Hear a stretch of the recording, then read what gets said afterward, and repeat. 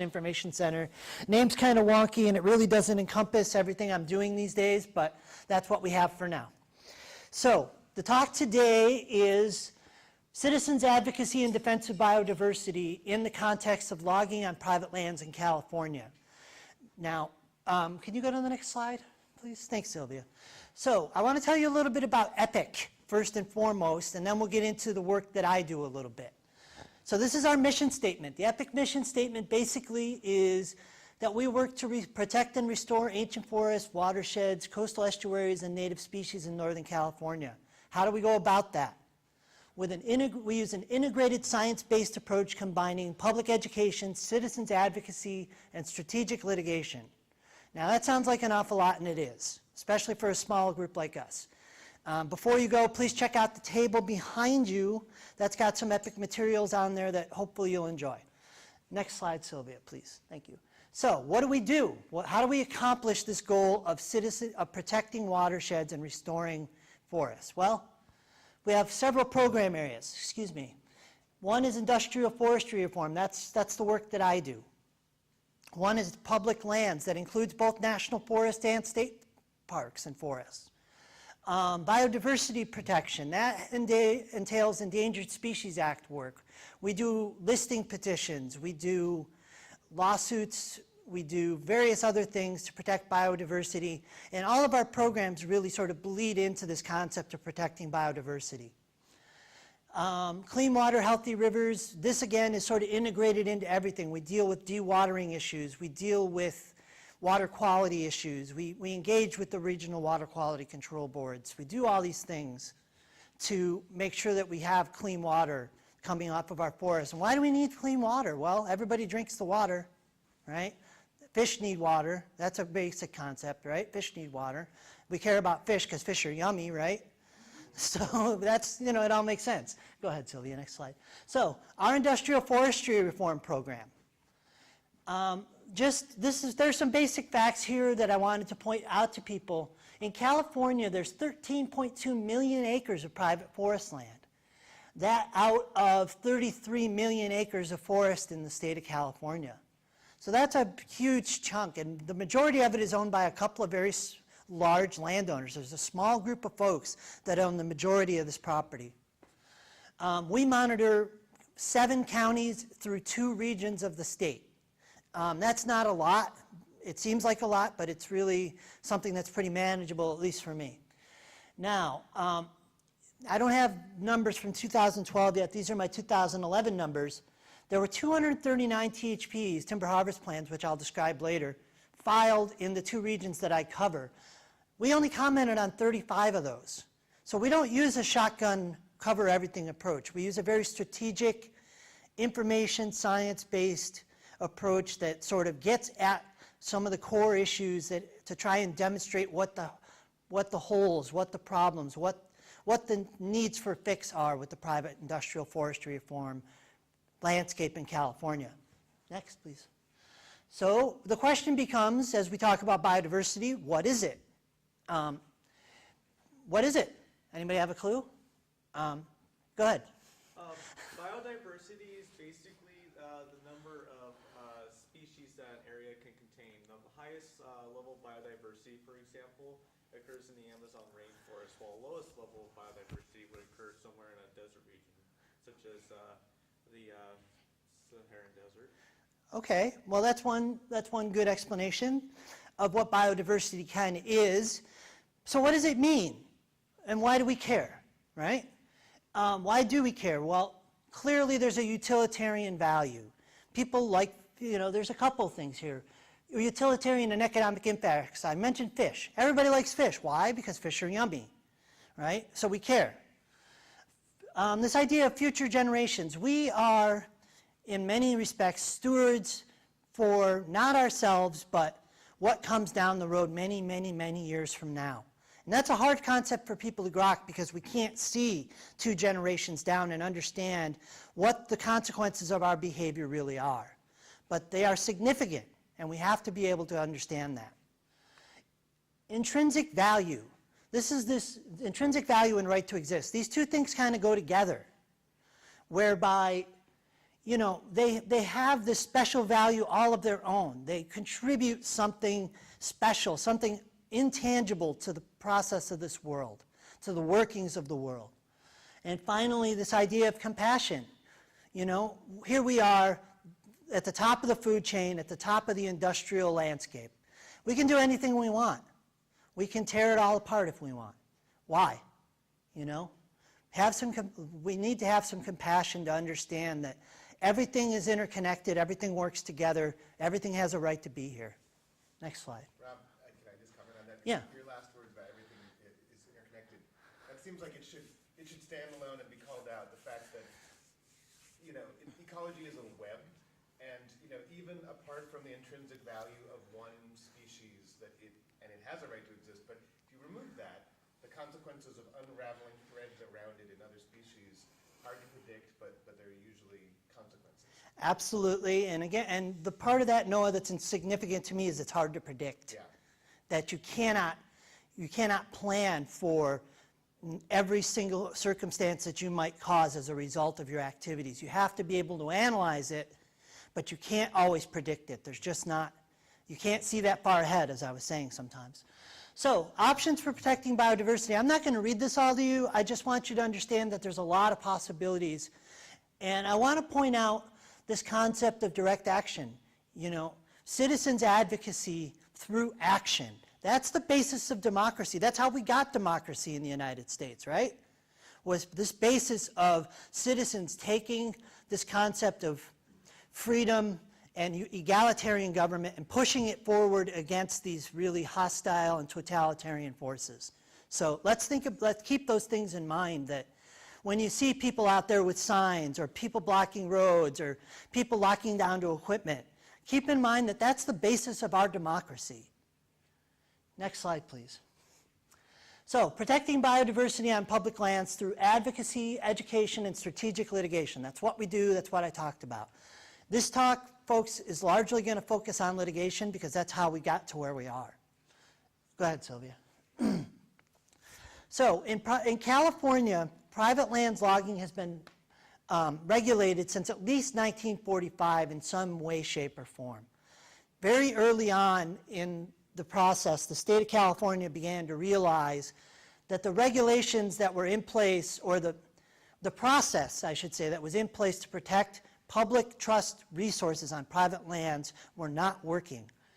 That's where we get this 1957 Senate report, the 1962 Legislative Committee report, all of which found that logging was a significant effect and that the current mechanisms were inadequate to protect public trust resources. Now, I'll come back to this concept of the public trust because it's very important.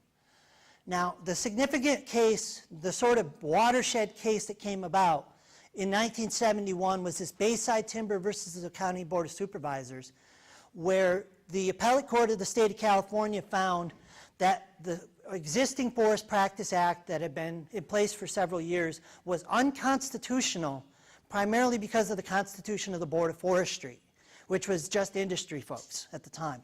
Next slide, please. And this quote is very significant. This is where we get the Forest Practice Act. This is the basic premise and concept of why we have the Forest Practice Act that we do today.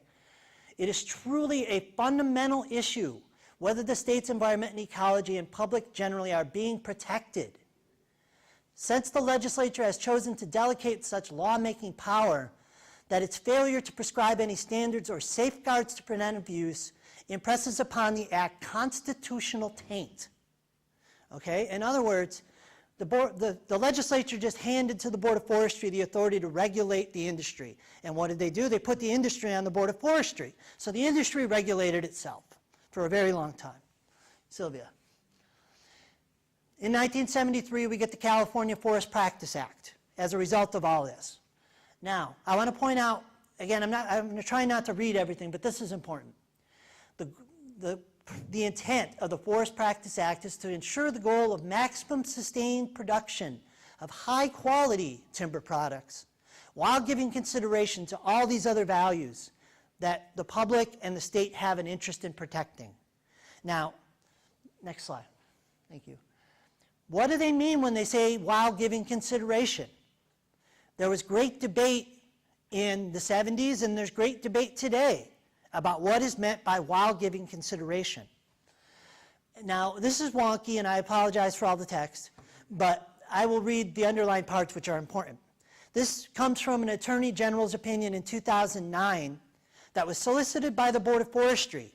And the question was, do we have the authority and the responsibility to require restoration? In addition to just preventing significant impacts, do we have to require the restoration of public resources? And the answer was affirmatively yes. And this is why. The board's regulations and the mandates of the Forest Practice Act clearly provide that the board must provide for the protection of all these public trust resources. In that process, the Attorney General specifically rejected the argument that the industry and the board need only consider all these recreation, watersheds, forest values, wildlife values. They rejected that premise specifically because it would improperly leave the protection of innumerate resources to the uncontrolled discretion of the board. Now, this goes back to the last slide that we showed, which was the Bayside case, which said that California had not been, that the legislature under the previous act had not been protecting public trust resources. And this is sort of the fix for that. Now, there's a dual mandate here, right? Everybody understands that. High quality timber product production, protection of the environment. How do we achieve these two seemingly competing goals? And we'll talk about that some more, I think. Sylvia. So, what is the public trust? What is the public trust doctrine? The feds have one. There's a public trust doctrine for the United States that has to do with water. This is the California State Public Trust, and it has two parts, according to the Supreme Court. One is the common law doctrine, which involves the affirmative duty to take the public's interest into account when allocating water resources. And the second part of this is the protection of fish and wildlife resources in concert with what's required by the California Fish and Game Code. So there's this dual process of public trust where the courts have decided, yes, water is a public trust resource that must be protected. But yes, also, wildlife is a public trust resource that the people of the state have a vested interest in, and the state, therefore, is obligated to protect. Sylvia. That's okay. Go back one if you can. Thank you. So, before we get the Forest Practice Act, I'm going to back up a little bit, we get the California Environmental Quality Act. And this also relates to what I've been talking about in terms of pre-Forest Practice Act, the consequences of unregulated or self-regulated industry. I don't, again, intend to read all this because it's big and wonky, but there's a couple of things I want to focus in on. One is this concept that the maintenance of a high-quality environment for the people of this state now and into the future is a matter of statewide concern. And the last thing I want to put into your minds here is that it's the responsibility of every citizen to contribute to the preservation and enhancement of the environment. Every citizen. That means you and you and you and me. Everybody, right? So this is the premise of CEQA. Prevent significant environmental effects. How do we do that? Next slide. Well, CEQA says that the intent of the legislature is that public agencies should not approve projects as proposed if there are feasible alternatives or feasible mitigation measures available which would substantially lessen the effects of such projects. So there's a couple things here. Alternatives, feasible alternatives to proposed projects. And two, those feasible alternatives must provide for substantially lessening the potentially significant environmental effects, right? That's the underpinning of CEQA. Next. So the question becomes, with all this, why do we do it? Why do we care? Why do we do it? Well, obviously logging on private lands can affect all these resources that you and I care about and that really belong to you and I. Again, the public trust resource doctrine provides that these resources belong to all of us and that they are held in trust by these other folks. And so we as citizens, as I mentioned under CEQA, have this responsibility and we intend to follow through with it. So advocating for these resources, That's a necessary thing, and it always has been, and it will continue to be.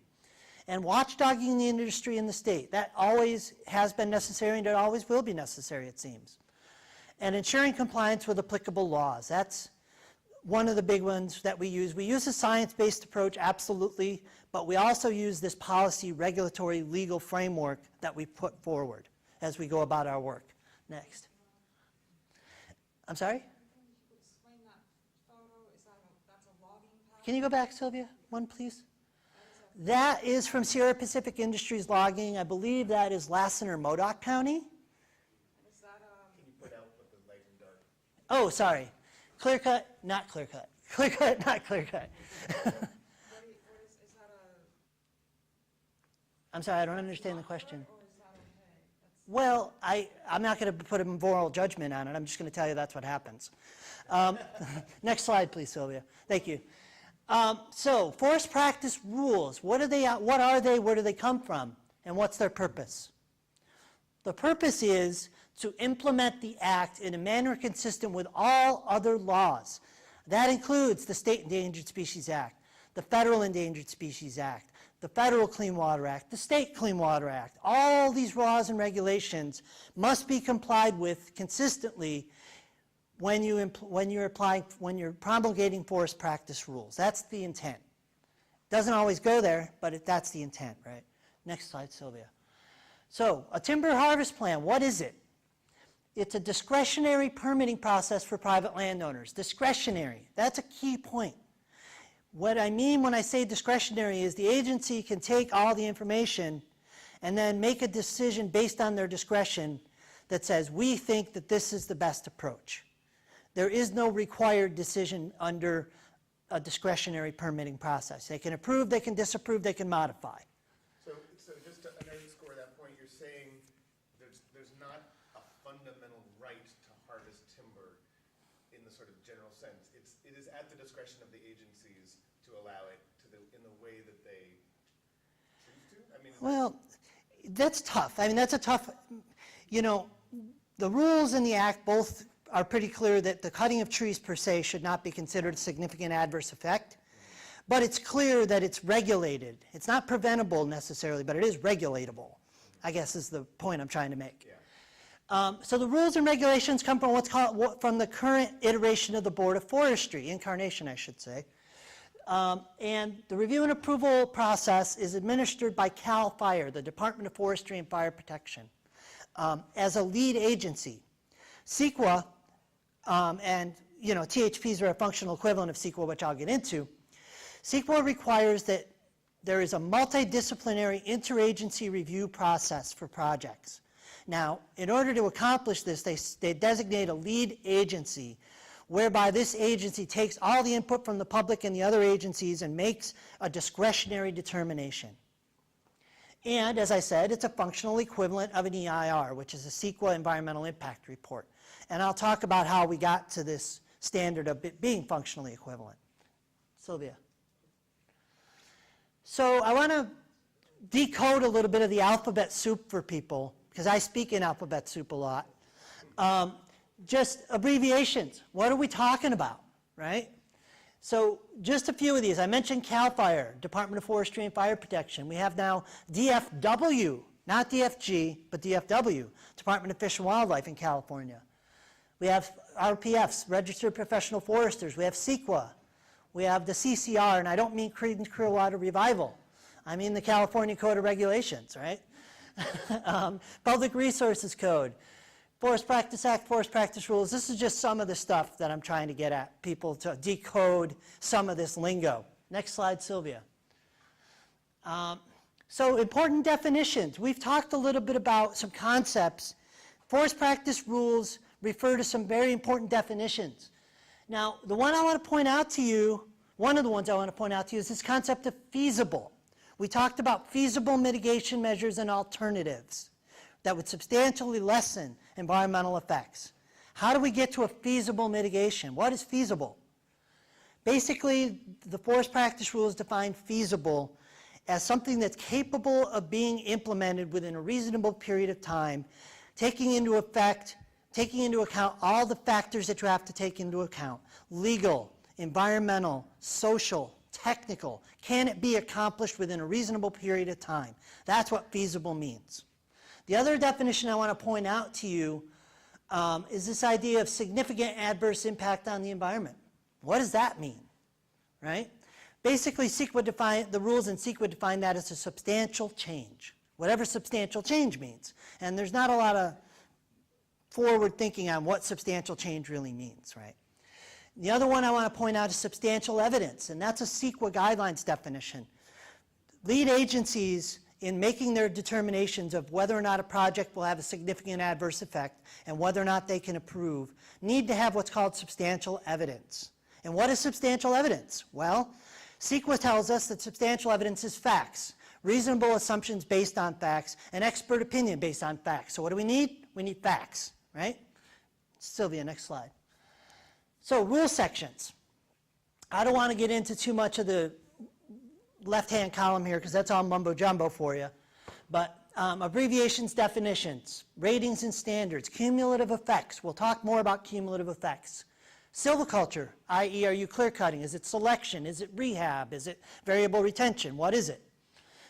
Watercourse and lake protection measures are important. Article 6, 9, 16. What's your riparian buffer going to look like, in other words? And then Article 9 is your wildlife protection measures and practices. That encompasses everything from listed species to non-listed species. Sylvia, next slide. So what's in a timber harvest plan? This is sort of the breakdown of what's included in a timber harvest plan. First section is the legal description and information. That entails, well, where is it? Who's the landowner? Who's the timber owner? Who's your forester? And importantly, very importantly, Section 1 is where the RPF will certify that he certifies, puts his license on the line and says, there will be no significant adverse effects on the environment from this project.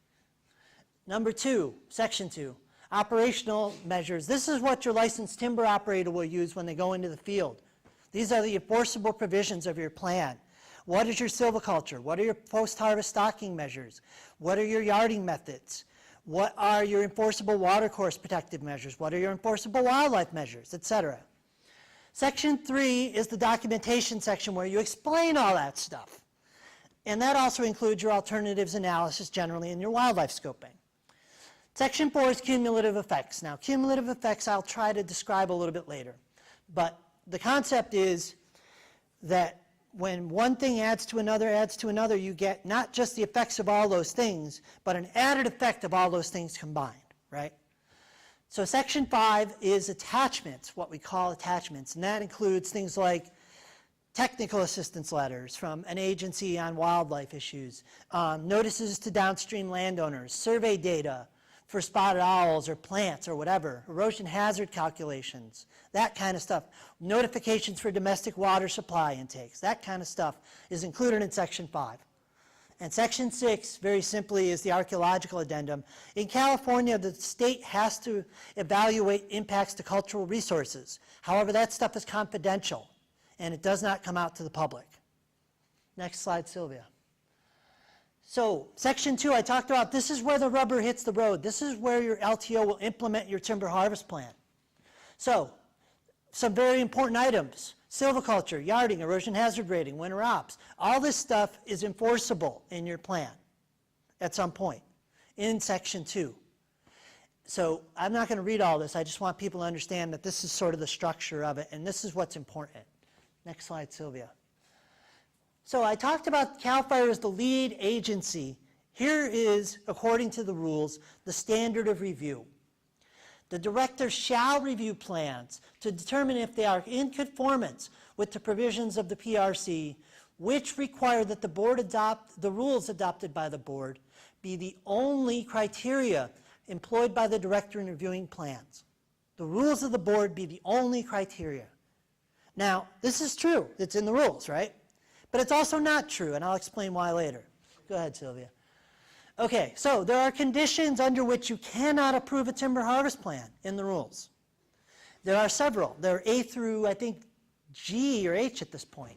But I only pulled out these two because these are the two that I want people to key in on.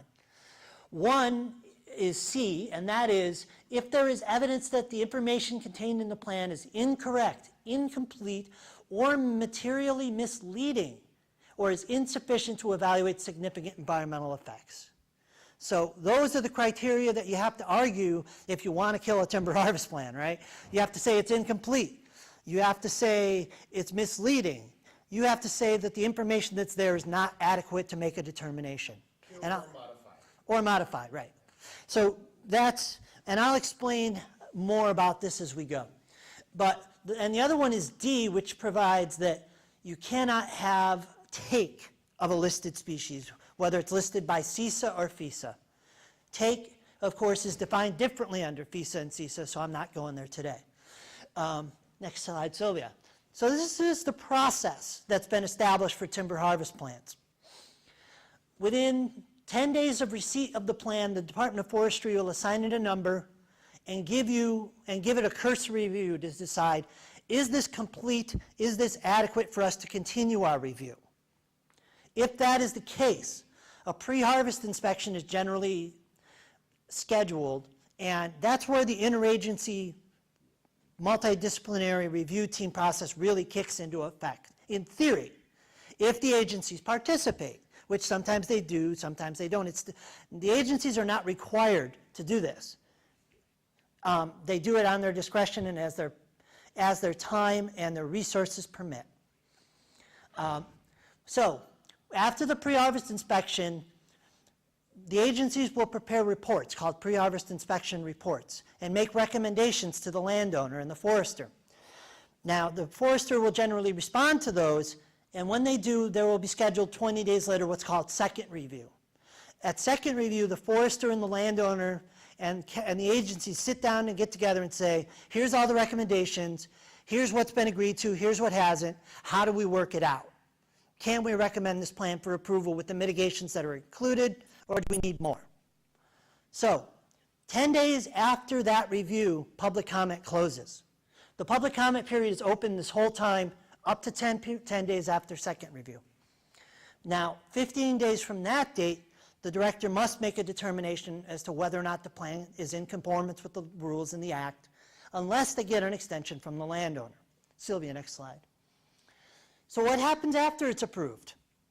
Well, it's valid now for 5 years with 1 2-year extension. That's a recent change. Before you can go out and start cutting your trees once you get your plan approved, you have to notify CAL FIRE, and that's what's called a notice of commencement. So notice of completion, when you're done, you notify CAL FIRE. If you're using even age management or other prescriptions whereby you have to meet certain stocking requirements artificially, you provide a stocking report to CAL FIRE. And finally, there's a prescribed maintenance period when you're completed. Next slide, Sylvia. So challenging a timber harvest plan. I'll get into this because it's important to the next few steps of this talk. So when CAL FIRE approves a timber harvest plan, they issue what's called an official response to significant environmental concerns raised during the review process, or an OR. We just call it OR. Again, alphabet soup, right? So the public then has 30 days post-approval to file a challenge of that timber harvest plan if you choose to. And so the challenge, what is it? What can you challenge? The challenge is very constrained under CEQA, and it's very simple. You must be able to argue successfully that the agency prejudicially abused its discretion in approving the plan in some way, shape, or form. Either they failed to consider something or otherwise failed to conduct their review process in a manner in accordance with law. Those are very narrow constraints. Did you have a question, Noah? Well, yeah, and if you're going to get back to this, sorry, but I just wanted to ask about, can you explain a little bit the difference between public comments, which anybody can do and should do, and filing a legal challenge, which draws on that Okay, record? yeah. But, this is the more, Yeah. yeah. So what Noah's getting at is something I probably should have included here, which is standing, right?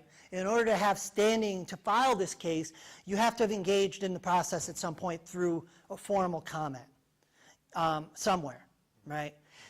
In order to have standing, you have to be able to raise a significant environmental concern. You can't just say your THP sucks, we're going to sue you, right? You have to be able to say, you abused your discretion because you failed to conduct the review in a manner that was prescribed by law.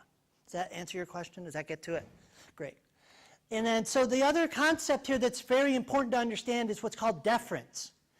The courts these days, especially when reviewing timber harvest plan CEQA cases, have said the agencies have discretion to make these decisions. We are going to defer to this agency's discretion to make this decision. We're not going to reinvent the wheel, in other words, right?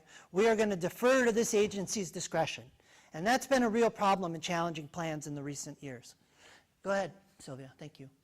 So how we got here. This is a little big and wonky, but these cases are very important to understand. The first one that I wanted to cite here was Sierra Club versus the Board of Forestry, which was one of the early cases that clearly established that the provisions of CEQA from which timber harvest plans are not specifically exempt apply to timber harvest plans. There was great debate when the functional equivalency process was created for timber harvest plans, whether or not CEQA would apply, and it does, clearly according to these cases. And the other important part of this that I promised I'd come back to was that CAL FIRE has the authority to require information that's not otherwise specified in the rules. Remember earlier I said that what's in the rules is the only criteria that CAL FIRE can use in approving a timber harvest plan. That's not necessarily true because of this. So the second case I want to cite here, and I will come back to this a little bit, is Epic versus Johnson, where again it was found that CEQA applies to the Forest Practice Act and THPs, but also that it was found that CAL FIRE abused its discretion in approving a timber harvest plan due to the lack of a cumulative effects analysis. Again, CEQA requires analysis of cumulative effects. It was argued that CEQA provisions requiring cumulative effects did not apply to timber harvest plans. Well, in fact, the court has ruled that they do. Finally, Friends of Old Trees versus the Department of Forestry. In here, CAL FIRE abused its discretion by failing to require analysis of feasible alternatives. We saw this in the beginning. This is at the heart of CEQA, analyzing feasible alternatives to avoid or substantially lessen your effects of your project. So this clearly is in line with what the courts have ruled here is clearly in line with the intent of CEQA. Next slide, Sylvia. So I promised I'd come back to Epic versus Johnson. And I want to give you this quote from Epic versus Johnson on cumulative effects. CAL FIRE was guilty of a prejudicial abuse of discretion in approving a timber harvest plan for a grove of redwoods without properly considering the cumulative impacts of past logging activities combined with the proposed harvest on the ecology of the Sally Bell Grove. Cumulative effects, past, present, and reasonably foreseeable future projects are what you're now required to analyze. Sylvia. So it was also argued that the Federal Endangered Species Act didn't apply. Well, Epic proved that wrong as well. In Epic, Marble Mulet and Epic versus the Pacific Lumber Company, we filed back in the day a federal case to try and prevent logging of Owl Creek Grove, which was occupied by federally threatened and state endangered marble mulets. And it was found by the United States court that logging of the old growth at Owl Creek would harm and harass federally threatened marbled murrelets. Now, harm and harass are incorporated into the federal definition of take. Therefore, the implication of this was logging that old growth would have resulted in take of a listed species. Next slide, Sylvia. So, a classic example of how we put all this together to try and protect the environment is the Headwaters Forest struggle. And I have this all hands on deck here. And it literally took all of this. It literally took all the public education, 13 to 14 to 15 years of it. Outreach, advocacy, litigation like the Owl Creek case. And of course, direct action, which I mentioned in the beginning, was integral to doing what? Getting the government interested, to seeing that there was an untenable situation that needed to be resolved. And the government got together with the landowner and they worked it out. But that's only because people for years did all of this. And we lost a lot in that process. But what we gained was we preserved headwaters. Go ahead, Sylvia, next slide. So another approach to this. How do we regulate? We talk so much about regulation from a public perspective. Here's another way the public can regulate, and that is market certification schemes, whereby the consumer has the power, in theory, to make a decision about, was this wood sustainably produced? Can I feel confident that I'm protecting the environment when I'm buying wood products? And there's two primary certification schemes that are out there these days. One is the Forest Stewardship Councils, which is an independent review body, and the other is the Sustainable Forestry Initiative, which is the industry label, which doesn't have a whole lot of standards associated with it. Next slide, Sylvia. So the Forest Stewardship Council, I'll talk specifically about them since they're actually an independent body. They certify based on this triple bottom line, they call it, which is environmental, social, and economic factors that are the underpinning of the Forest Stewardship Council's concept of sustainability. Next slide, Sylvia. Okay, now in Humboldt County, we have two primary landowners that are certified, large landowners that are certified FSC. I'm not counting the city of Arcata here. So Humboldt Green Diamond and Humboldt Redwood Company. And I show you this dichotomy because they manage very differently, and yet both of them are certified. So the question is brought up, what is the label worth? Both these pictures are from Harvest Management, believe it or not. The picture on the right I took on a recent field trip to Allen Creek Grove, where they were selectively harvesting adjacent to a marble mullet conservation area. This is from the North Fork of the Mad River, where Green Diamond is using intensive even age management. Both of them are FSC certified. Both of them meet the standards, at least according to FSC. Next slide. So the question becomes, what is sustainable, folks? How do we know? When you're looking at a wood product, when you're looking at a company, when you're looking at operations, how do we know what's sustainable? Next slide. Now, I stole this from RED just as a flow chart of something to get people's minds thinking about it. Ecological integrity, appropriate technology.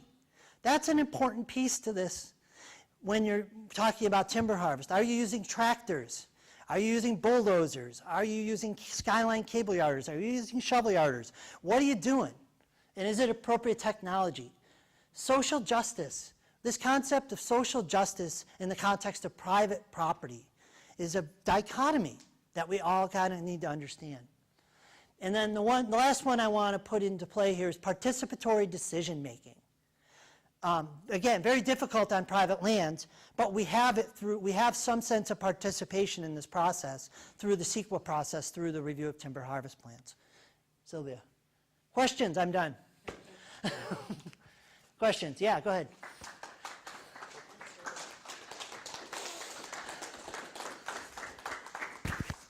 So yeah, I was also noticing that one last part, how it said how it took into consideration like the human,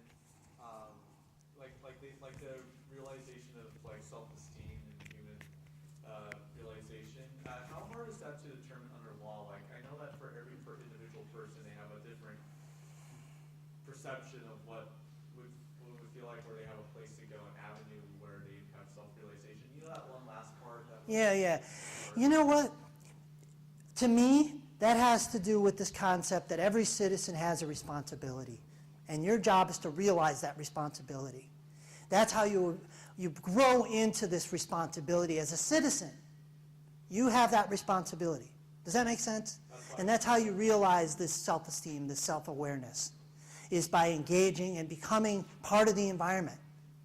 Does that make sense? Well, that's why I came to Humboldt, so yeah. Yeah. Great. Other questions? Yeah, go ahead. Yeah, following up on an earlier question here, the checkerboard clear cuts. Yeah. The idea is group selection, but what you're getting is essentially wiping out the habitats in those clear cut areas, and I don't see how that gets passed. Well, there's two parts to this. One of them is group selection is a different method than what you saw. Group selection is a selective method, whereby clear cutting is an even age method. Selection is an uneven age application of silviculture. But that translates into what on the ground? Right. Clear cutting or group selection? There are group openings in group selection, yes. Only the max is 2.5 acres, and you still need aggregate retention between your groups. So, yes. But what I showed you there was just how does that get passed? Because there's no restrictions on even age management in the rules. There's no rate of harvest limitations in the forest practice rules. I didn't talk about rate of harvest today, but there's the elephant in the room for you, is rate of harvest in a watershed. Does that make sense? Yeah, well, it doesn't, because I don't see how even age management gets passed by lead agencies when, as I say, it's complete destruction of all the habitats and so virtually all the wildlife in that particular area. Yeah. Even though it's a relatively small area, it's still complete destruction. Yeah. Well, your clear cuts in California legally are generally allowed to be 20 acres if you're tractor yarding, 30 acres if you're cable yarding, and 40 acres if you're helicopter yarding. So, but you can explain those restrictions away and have bigger units too. This is something I did not mention, but I will mention it now since we're talking about it. In the forest practice rules, there is literally an alternative available for every rule. You can explain and justify your way into almost any alternative you want to a standard rule. Because the way that it's set up is there are so many individual circumstances statewide that you can't regulate for every one. So they allow for all this discretion on the part of the forester. And if you want to do an alternative practice, you explain and justify it. That's how it goes. Is that? And again, I understand what you're asking in terms of even age management and clear cutting. Why do we allow that? Because it's legal. And there's nothing, there are things that we can do about it and we are doing about it, but it's legal. Yes, go ahead. Evan, right? Yeah, great. Thank you. Thanks for being here. I wonder if you feel, considering the process and the progress that you've discussed today, do you feel hopeful about future forest management, and what are some hot spots or key things concern to be watching as concerns to the citizens? I'll say this. From our perspective, the process is broken. And there are several reasons why. The fact that rate of harvest is not addressed is one of them.